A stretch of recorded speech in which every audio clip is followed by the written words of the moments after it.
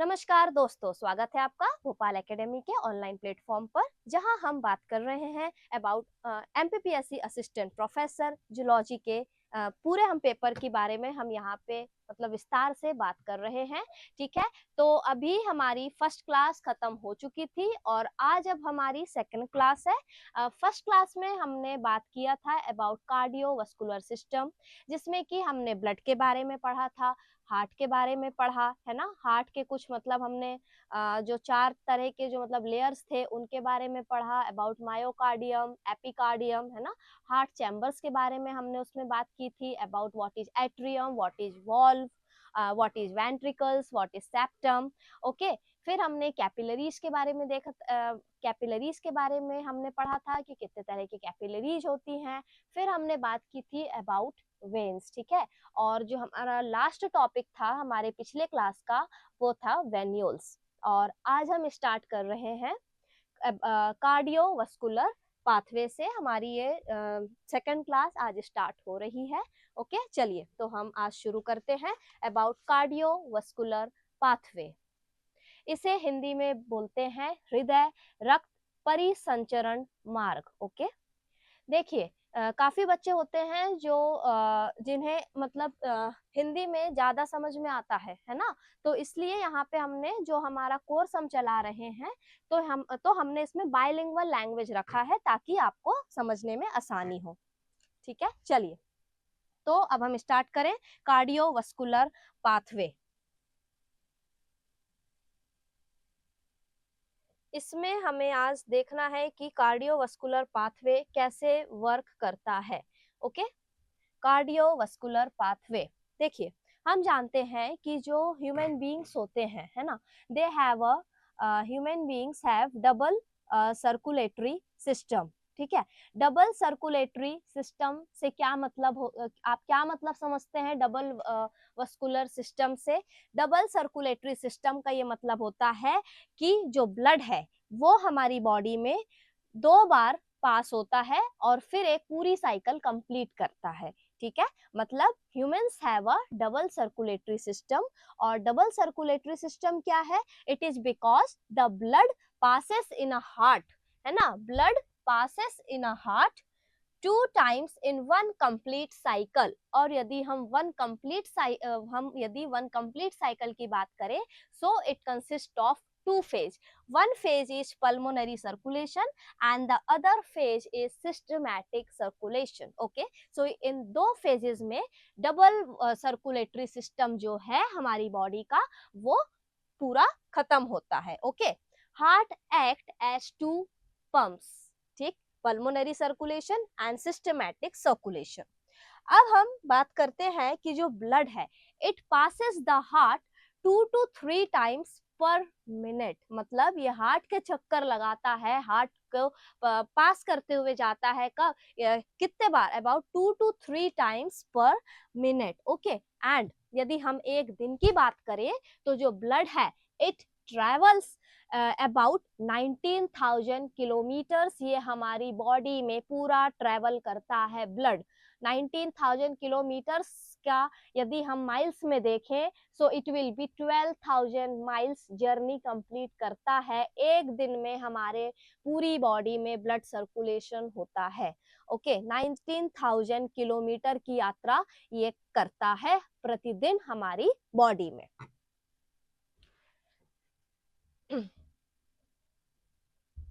Next, इस diagram को आप ध्यान से समझने की कोशिश करिएगा। इस डायग्राम में हमने जो 2 पाथवे है उसके बारे में हम इसमें जानने की कोशिश करते हैं। ठीक है, it is a representation of pulmonary and systematic circulation, कि how pulmonary circulation works and how systematic circulation works. Okay, सबसे पहले हम देखें कि ये जो डायग्राम है ये क्या शो कर रहा है। It shows that the blood circulates in the body through the heart, lungs and rest of the body। मतलब हमारी बॉडी में जो ब्लड है वो उसका सर्कुलेशन कहाँ कहाँ हो रहा है? हमारे हार्ट से होते हुए, लंग्स से होते हुए वो पूरी बॉडी में सर्कुलेट होता है। ठीक है, और इसके लिए 2 पाथवे है। First pathway is the pulmonary circulation. Pulmonary circulation की यदि हम बात करें, इसमें जो ब्लड है it flows between the heart and the lungs. Pulmonary circulation की यदि हम बात करें तो इसमें जो ब्लड है it flows through heart and lungs, ठीक है। इसमें जो ब्लड है वो फ्लो किन किन के बीच कर रहा है, between the heart and the lungs. अब यदि हम इसके स्टेप्स जानने की कोशिश करें तो right side of the heart receives deoxygenated blood. इसे ध्यान से सुनिएगा कि जो right side of the heart है ये डीऑक्सीजनेटेड ब्लड रिसीव करेगा from the body and this blood is pumped to the lungs through the pulmonary artery. और यही जो ब्लड है ये हमारे लंग्स के तरफ जाएगा, किसकी मदद से, through the pulmonary arteries. Okay, through the pulmonary arteries. अब लंग्स में क्या होगा, लंग्स में जैसे ही ये ब्लड पहुंचेगा सो CO2 जो कार्बन डाइऑक्साइड है it will get removed. Okay, CO2 will be removed and the oxygen is added, ठीक है। नेक्स्ट है ऑक्सीजनेटेड ब्लड। देखिए डीऑक्सीजनेटेड ब्लड पहले गया, ठीक है, इसके बाद वो क्या हुआ, उसमें जाने के बाद कि कार्बन डाइऑक्साइड रिमूव हो गया, oxygen is added. Okay, then the oxygenated blood है ना, डीऑक्सीजनेटेड से क्या हो गया, ब्लड ऑक्सीजनेटेड हो गया। Okay, the oxygenated blood returns to the left side of the heart. जो ऑक्सीजनेटेड ब्लड है वो रिटर्न हो रहा है to the left side of the heart through the pulmonary veins. यदि हम इसे पल्मोनरी सर्कुलेशन को सिंपल लैंग्वेज में समझने की कोशिश करें तो बहुत इजी है कि blood flows from heart to lungs and then again to heart. मतलब हार्ट से लंग की तरफ ब्लड फ्लो हो रहा है और लंग्स से वापस कहाँ आ रहा है, सर्कुलेट हो रहा है to the heart. So this is the pulmonary circulation. देखिए डायग्राम में आप देखिए, this is heart, this is lung. Okay, तो यहाँ से ब्लड यहाँ वापस जा रहा है और फिर वापस यहीं आ रहा है। So it is the pulmonary circulation, it is mainly between the heart and the lungs. ठीक, चलिए नेक्स्ट हम देखें। नेक्स्ट है सिस्टमैटिक सर्कुलेशन। सिस्टमैटिक सर्कुलेशन जो होगा it will be between the heart and the body. Heart and body के बीच में क्या होगा, हार्ट एंड बॉडी के बीच में होंगे कौन सा सर्कुलेशन, सिस्टमैटिक सर्कुलेशन। इसका मतलब होता है कि जो ब्लड है it flows between the heart and the whole body. और whole body consist of what, सबसे पहले head, neck, trunk, arms and legs. Okay, तो ये हम इससे हमारी पूरी बॉडी कवर हो जाती है। Okay, so blood flow between the heart and whole body will be at systematic circulation। मतलब यहाँ पे जो ब्लड का सर्कुलेशन होगा वो हार्ट से हमारी पूरी बॉडी में ब्लड सर्कुलेट होगा। It will B systematic circulation. Pulmonary circuit, next हम देखें अबाउट पल्मोनरी सर्किट है ना एंड सिस्टमैटिक सर्किट। इसमें भी वही बात है, एक बार अपन देख लेते हैं कि इसमें क्या बोल रहा है। इसमें ये बोला गया है कि जो राइट वेंट्रिकल है it pumps blood to the lungs via pulmonary artery, oxygen enters blood, carbon dioxide is released and oxygenated blood returns to the left atrium via the pulmonary veins। Okay, यही मैंने आपको बताया अभी कि दाया निलय रक्त को फेफड़ों तक भेजता है, रक्त में ऑक्सीजन मिलती है और CO2 बाहर निकलता है। और जो शुद्ध रक्त होता है, मतलब जो ऑक्सीजनेटेड रक्त होता है, वो शिराओं से बाएं आलिंद में आता है। ठीक है, this is what is pulmonary circuit. And next is systematic circuit supplies oxygenated blood to entire body. Left ventricle pumps blood into the aorta and vein returns the deoxygenated blood to the right atrium। मतलब पूरे शरीर को शुद्ध रक्त की आपूर्ति करता है। कौन करेगा, सिस्टमैटिक सर्किट। एंड बाया निलय रक्त को एरोटा में भेजता है एंड शिराएं अशुद्ध रक्त दाएं आलिंद में लाती हैं। This is what is systematic circuit. Okay, इसके पहले जो स्लाइड थी उसमें आपको ज्यादा इजी तरीके से समझ में आ गई होंगी चीज कि what is pulmonary artery, what is pulmonary circuit and systematic circuit. Moving to next, aorta. Okay, ये जो एरोटा की यदि हम बात करें, महाधमनी, इसे हम हिंदी में बोलते हैं एरोटा को महाधमनी। So aorta is the largest artery of the body. ये पूछ सकता है आपसे, इंटरव्यू में भी ये क्वेश्चन बिल्कुल पूछ सकता है आपसे कि which is the largest artery of the body. तो आपको पता रहना चाहिए कि aorta is the largest artery of the body. Aorta largest artery, और ये क्या काम करता है? It carries blood from left ventricle to the body. ये ब्लड को कैरी करता है लेफ्ट वेंट्रिकल से टू द एंटायर बॉडी। और जिसमें जो इलास्टिसिटी पाई जाती है ना, it helps in maintaining the blood pressure. इसकी इलास्टिसिटी की वजह से ये हमारे ब्लड प्रेशर को मेंटेन करके रखता है।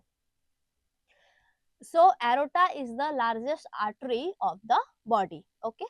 Then moving to next, superior vena cava.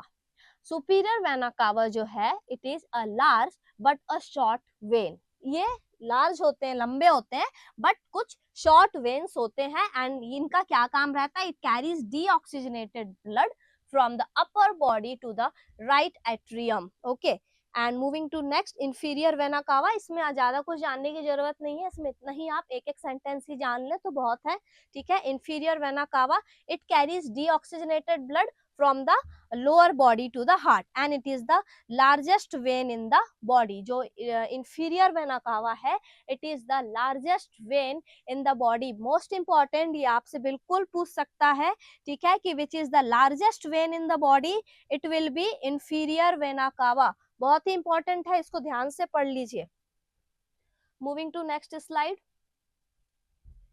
about we will study about the coronary arteries. Okay, coronaries धमनियां, इनका काम होता है, it supplies the oxygenated blood to myocardium and it is essential because the heart muscle is thick, है ना। ये इसलिए जरूरी होती है क्योंकि जो हार्ट मसल होती है वो कैसी होती है? अपनी थिक होती है, ठीक है। और यदि इनमें ब्लॉकेज आ गया, है ना, यदि हार्ट मसल्स में या हार्ट में ब्लॉकेज आ गया तो ये क्या कॉज करवाएंगे? It will cause heart attack. इनमें ब्लॉकेज होने के कारण ही हमें हार्ट अटैक देखने को मिलता है, और इसका दूसरा नाम है इस्चीमिया। Okay, heart attack. यदि ब्लॉकेज हो जाए देन इस कंडीशन में हार्ट अटैक होने की संभावना होती है। नेक्स्ट है हमारा about coronary circulations. Okay, blood vessels that removes the deoxygenated blood. ऐसे ब्लड वेसल्स जो डीऑक्सीजनेटेड ब्लड को रिमूव कर देते हैं हमारी हार्ट मसल से, उसे हम कहते हैं cardiac veins. They are known as cardiac veins. ये कुछ डेफिनेशंस हैं, तो ये आप जान लीजिए कि what is cardiac veins. Blood vessels that removes the deoxygenated blood from the heart muscles are called cardiac veins. Okay, and the coronary artery running on the surface of the heart are called epicardial coronary artery. जो coronary arteries होते हैं, they are generally narrow, okay, and they leads to angina और heart attack, ठीक है। ये मतलब one liner है, तो आप सिर्फ इसे समझने की कोशिश करिए। They are the end arteries, meaning there is a little or no alternate blood supply. Okay, and two main coronary arteries हमारे बॉडी में प्रेजेंट होती है। One is right coronary artery which is known as RCA, and second is the left coronary artery. Okay, चलिए next slide. ये हिंदी में दिया हुआ है, इसको आप आराम से पढ़ लीजिएगा। यदि आपको वहां समझ में नहीं आ रहा तो आप हिंदी में भी मतलब देख सकते हैं, ठीक है। अब हम देखते हैं about the origin of coronary artery, कि इनका जो कोरोनरी आर्टरीज हमने अभी देखा है ना, कि कोरोनरी आर्टरी क्या करती हैं। It supplies the oxygenated blood to myocardium and it is essential because the heart muscle is thick. इसका होना बहुत जरूरी है, और यदि इसमें ब्लॉकेज हो जाएगा तो क्या होगा? It will lead to ischemia और हार्ट अटैक। ओके, अब हम इसमें जानने की कोशिश करते हैं कि ओरिजिन कैसा हुआ कोरोनरी आर्टरी का, how the coronary arteries originated. Okay, both coronary arteries originate from the root of the aorta. जो मैंने अभी आपको कोरोनरी आर्टरीज बताया, तो ये कहाँ से ओरिजिनेट होते हैं? They originate from the root of the aorta just above the aortic wall. Okay, left coronary artery arrive from left aortic sinus, and right coronary artery arise from the right aorta sinus. Okay, and jo about 4% of the people have a third artery called the posterior coronary artery. ये बहुत ही rare case में होता है, तो it is rarely a single coronary artery में encircle the erotic root. ये कुछ ज्यादा इंपॉर्टेंट नहीं है, हम सिर्फ ओरिजिन की बात करें तो जो कोरोनरी आर्टरीज है, दोनों तरह की coronary artery, left coronary artery and right coronary artery, they originates from aorta. बस इतना यहाँ पे मतलब जानने की मतलब जरूरत है कि जो कोरोनरी आर्टरी है ये रूट ऑफ द एरोटा से ही ओरिजिनेट हो रहे हैं। Okay, just above the aortic valve से इनका ओरिजिनेशन हो रहा है। नेक्स्ट हम देखें अबाउट द हेपेटिक वेन्स। ये कुछ टर्म्स हैं जो हमें इस चैप्टर में पढ़ना है, इसलिए मैं आपको इन सब के डेफिनेशंस विस्तार से बता रही हूँ। ठीक है, हेपेटिक वेन्स जो है they drain the deoxygenated blood from the liver to the inferior vena cava. मतलब ये ड्रेन करते हैं डीऑक्सीजनेटेड ब्लड को from the liver into the inferior vena cava, and they also carry the blood cleaned by the liver. Okay, ये clean blood भी carry करते हैं। ठीक है, they also carry blood cleaned by the liver from the stomach, pancreas, small intestine and colon, and they are divided into the upper group, usually the 3 veins में ये divided होते हैं। ठीक है, drain left and quadrate lobes, lower group variable in number, drain right and quadrate lobe. No hepatic veins has valve.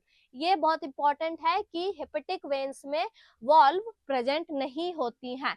मतलब hepatic veins जो हैं इनका क्या काम होता है? They drain deoxygenated blood, they drain deoxygenated blood from the liver into the inferior vena cava. Okay, और जो हेपेटिक वेन्स होते हैं इनमें वॉल्व प्रेजेंट नहीं होती, they don't have valves. Okay,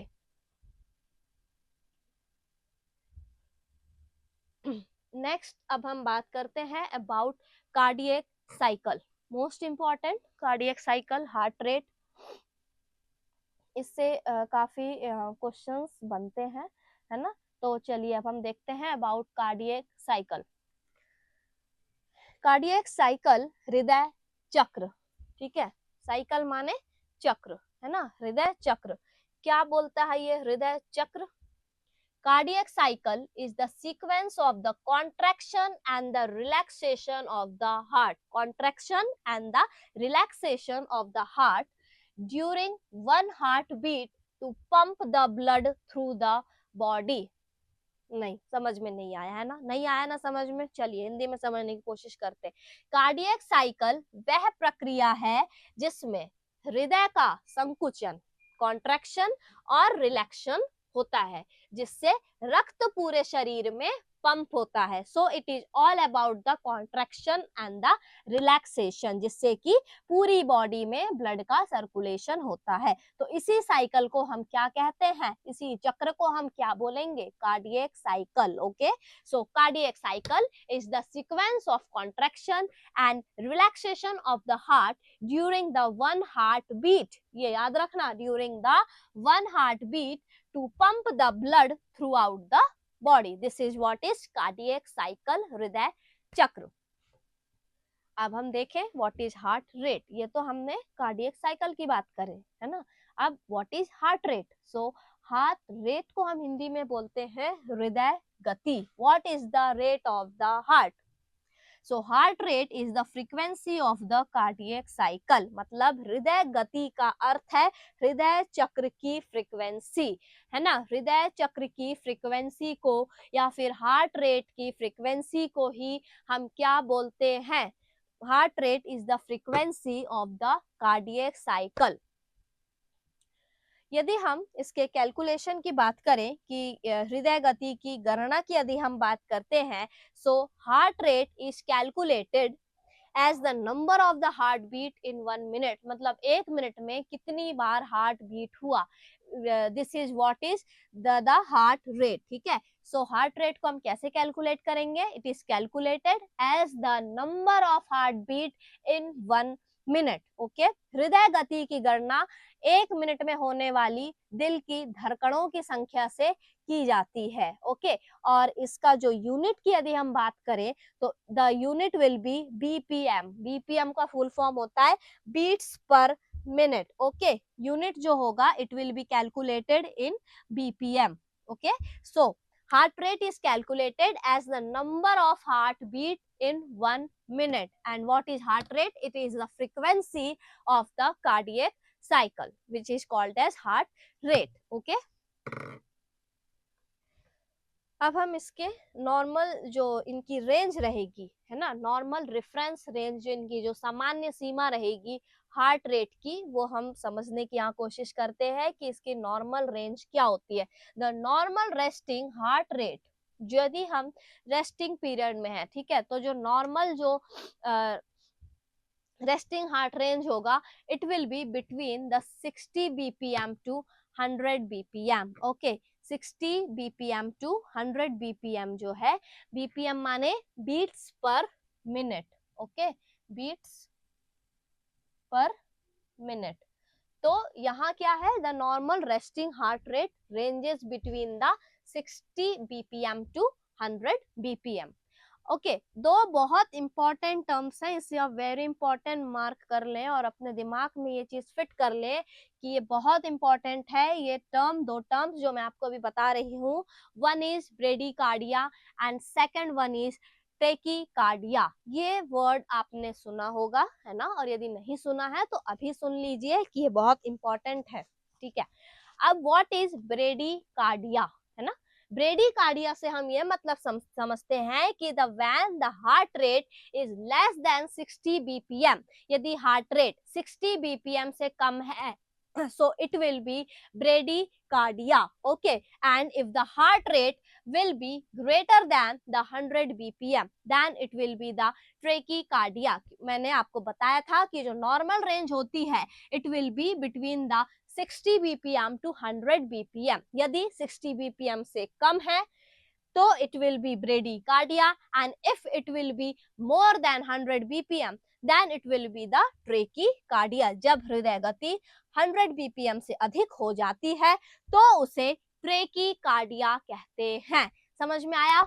जो नॉर्मल रेंज है, जो नॉर्मल सीमा है, सामान्य सीमा की यदि हम बात करें, so it will be between the 60 bpm to 100 bpm। कुछ स्पेशल कंडीशंस होती हैं, ये तो मैंने नॉर्मल रेंज की बात करी है आपकी, ठीक है।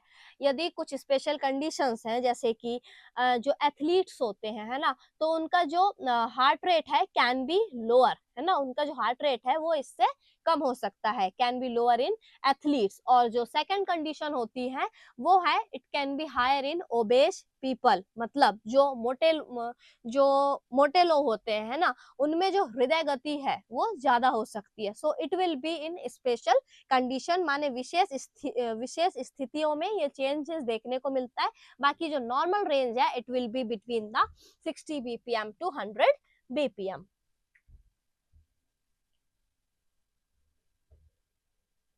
नेक्स्ट हम देखेंगे about cardiac cycle, okay. Increase in heart rate, cardiac cycle.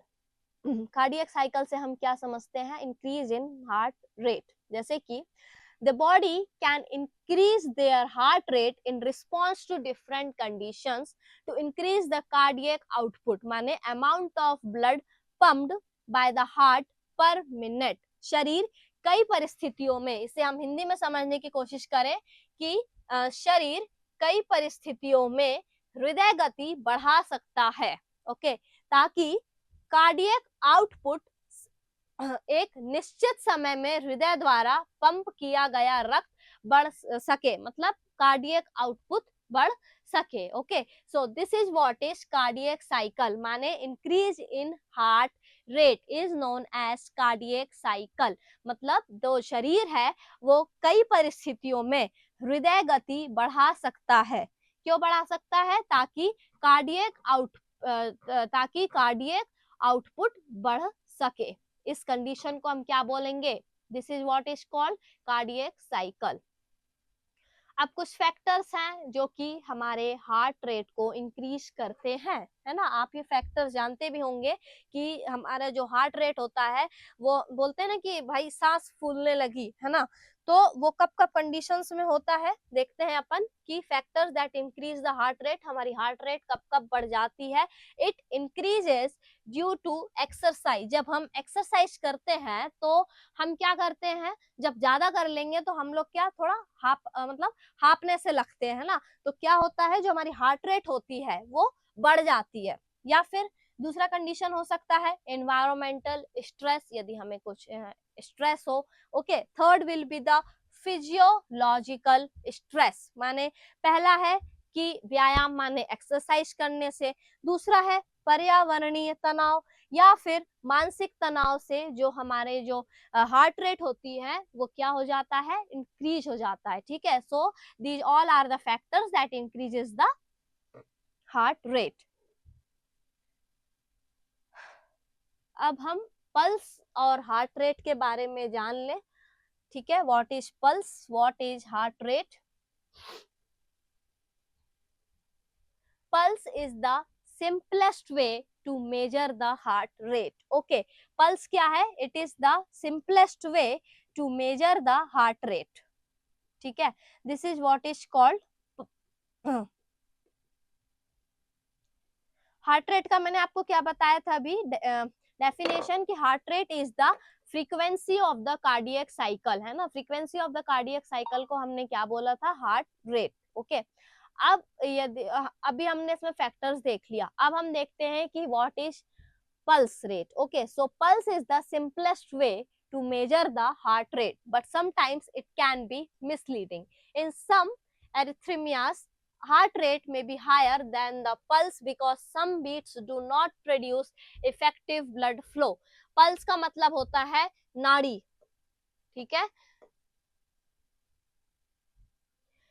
ये जो पल्स रेट है, it is the simplest way to measure the heart rate. हम अपनी हार्ट रेट को मेजर कैसे कर सकते हैं? With the help of the pulse है ना, नाड़ी की मदद से हम अपने जो हृदय गति को है उसे हम माप सकते हैं, मतलब नाप सकते हैं। ठीक है, ये मापने का सबसे सरल तरीका होता है, लेकिन कभी कभी ये गलत भी हो सकता है। क्यों हो सकता है? कुछ अनियमित धड़कनें, कुछ हमारी बॉडी में अनियमित धड़कनें होती हैं जिसे हम कहते हैं एरिथ्मियास। एरिथमियास, ठीक है, एरिथमियास जो है वो क्या होती हैं, अनियमित धड़कनें। ओके, में हृदय की धड़कनें जो होती हैं वो अधिक हो जाती है। ठीक है, अनिश्चित है तो कैसा होगा, यदि अनियमित है तो भैया कुछ तो इफेक्ट करेगा ही, है ना। तो उसमें क्या होगा, जो धड़कनें हैं वो अधिक हो जाती है, पर सभी धड़कनें रक्त प्रवाह नहीं बनाती, इसलिए पल्स कम महसूस हो सकता है। आप इसमें यही चीज जानने की कोशिश करिए कि जो पल्स है, it is the simplest way to measure the heart rate. Pulse को हम और अभी समझने की कोशिश करते हैं, है ना। पल्स का मतलब मैंने आपको बताया कि it is the simplest way to measure the heart rate. अब हम कैसे इन हार्ट रेट को हम कैसे मेजर करेंगे, है ना। सो पल्स जो है, it means the heart beat felt in the arteries. जो भी हार्ट बीट आपके आर्टरीज में जो आपको फील हो रहा है ना, उसे हम क्या कहेंगे, पल्स। ठीक, it tells us how many times the heart beats in 1 minute, और ये हमें बताता है कि कितनी बार हमारा हार्ट बीट हुआ है 1 मिनट में। ठीक, so pulse means the heart beat felt in arteries, है ना। जो भी हमें फेल्ट हुआ है हमारी आर्टरीज में जो हार्ट बीट, उसे हम क्या कहेंगे, उसको हम कहते हैं पल्स। ओके, इसे हम समझने की कोशिश करें। ये हमें ये बताता है, इट टेल्स अस कि how many times the heart beats in 1 minute. अब हम कैसे मेजर करेंगे, how we will measure the pulse. ठीक है, हम ये जो पल्स है, ठीक है, इसको हम कैसे मेजर करेंगे, how we will measure this pulse.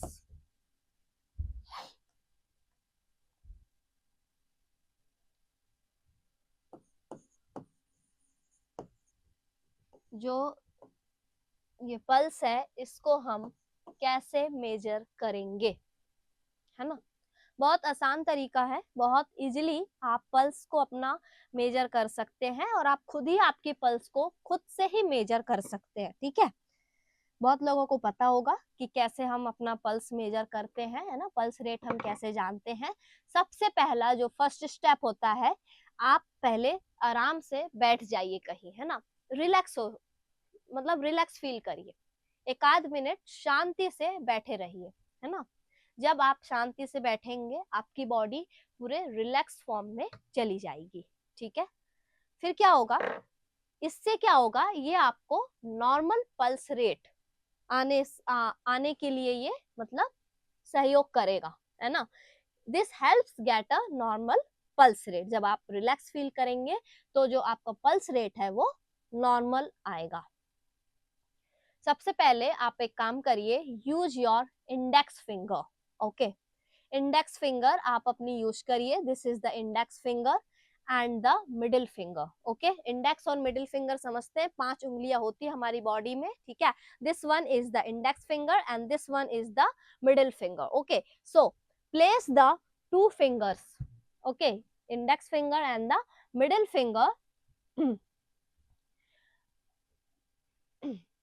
on the wrist। ये रिस्ट है, दिस इज द रिस्ट, जहां हम वॉच पहनते हैं इसलिए हम इसे रिस्ट कहते हैं ना, wrist watch, okay. So place your index and middle finger in the on the wrist, okay. आपने प्लेस किया, अब क्या करेगा, दिस आर्टरी, ये जो आर्टरी है ना, this is called the radial artery, है ना। ये जो आर्टरी यहाँ शो हो रही है, this is the radial artery. आप यहाँ पे ये इस तरह से, है ना, इस तरह से आप इसे प्रेस करिए, है ना। थोड़ा जेंटली प्रेस करना, ये नहीं कि जोर से बिल्कुल दबा दिए, है ना, इसको जेंटली आपको प्रेस करना है।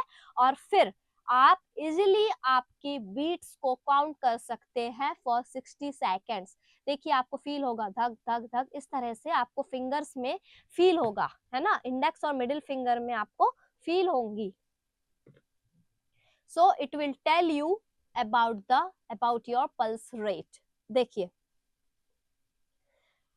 1 2 3 4, है ना, ऐसा आप करेंगे, ठीक है। आप गिनिए उसे, है ना, 1 मिनट तक आप गिनिए, तो it will tell you about the pulse rate, मतलब द नंबर यू गेट, जो भी 1 मिनट तक जो नंबर आपको मिल रहा है ना। सपोज आपको 60 मिला, है ना, 70 मिला या 72 मिला, so it will be your normal pulse rate, ठीक है। So this will be your normal pulse rate, beats per minute, BPM, okay. और भी कुछ अदर प्लेसेस होते हैं हमारी बॉडी में जिससे कि हम अपने पल्स चेक कर सकते हैं। जैसे कि सबसे पहला है नेक, कैरोटिड आर्टरी में हम पल्स चेक कर सकते हैं, ठीक है। इनसाइड द एल्बो, एल्बो के नीचे भी हम अपनी आर्टरीज, जो अपना जो पल्स रेट है उसे चेक कर सकते हैं। और जो वहाँ जो आर्टरीज पाई जाएंगी, एल्बो के जो नीचे जो आर्टरीज पाई जाएंगी, है ना, उसको हम कहते हैं ब्रेकियल आर्टरी। और जो तीसरा होगा टॉप ऑफ द फुट, है ना, तो वहां पे भी जो आर्टरी होगी it will be dorsalis pedis artery, वहां से भी हम अपने पल्स चेक कर सकते हैं, पल्स रेट चेक कर सकते हैं। बट जो बेस्ट मेथड होता है, जो बेस्ट प्लेस होती है to check the pulse rate is your wrist, okay. So wrist से आप अपना पल्स रेट चेक कर सकते हैं।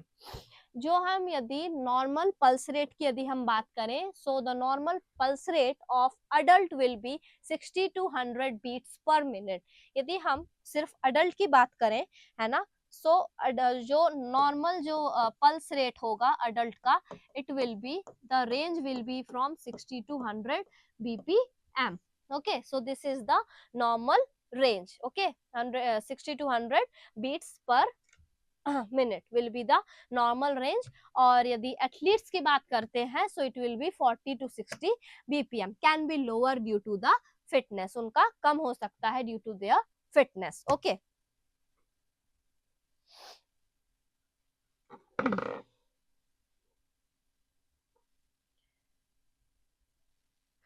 तो ये हमने पल्स रेट, हार्ट रेट, इसके बारे में समझा। ठीक है, जो हमारी जो नेक्स्ट क्लास होगी उसमें हम समझेंगे about the stages of cardiac cycle, कि क्या क्या स्टेजेस होती हैं कार्डियक साइकिल में, है ना। उसके बारे में हम हमारी नेक्स्ट क्लास में चर्चा करेंगे।